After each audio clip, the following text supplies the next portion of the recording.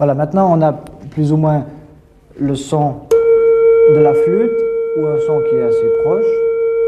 Maintenant on peut y additionner un petit peu de noise. Ça veut dire qu'on va l'écouter simplement comme ça, comme ceci. Voilà. Maintenant on va mettre le son de flûte et on va mettre un tout petit peu de bruit. Comme s'il y avait le flûtiste qui soufflait. Hein. Maintenant il y a encore une autre chose qui peut rentrer en ligne de compte, c'est le vibrato du flûtiste. Alors là, on n'est pas encore au son du flûtiste, mais on arrive de plus en plus proche. Il faudra encore éliminer d'autres facteurs, par exemple le problème de l'attaque. Comment est-ce qu'on veut que le flûtiste joue? S'il joue d'une façon brusque ou s'il joue d'une façon très douce. Ça, ce ne sera pas tellement flûtiste. Mais ça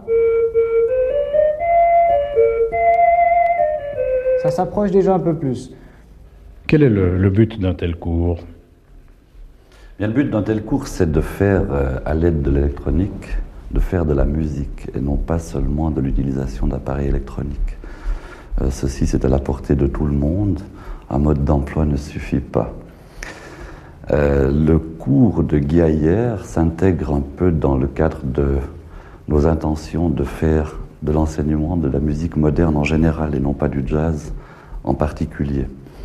La musique électronique s'inscrit maintenant comme support de toutes les musiques contemporaines, que ce soit des compositeurs modernes, de musique dite classique, ou des compositeurs de la musique moderne.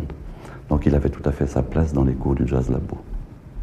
Est-ce qu'il est possible d'expliquer brièvement comment ça marche, un synthétiseur? Eh bien, d'une façon très simpliste, on peut l'expliquer. C'est tout simplement un appareil qui sert à transformer du courant en autre petit courant annexe, beaucoup moins violent, beaucoup moins fort. Et c'est ce courant qui ensuite donne des sons dans des haut-parleurs parlants. Exactement, le son n'existe pas tant qu'il n'y a pas haut-parleur. Le son existe que grâce au haut-parleur et grâce à l'air uniquement.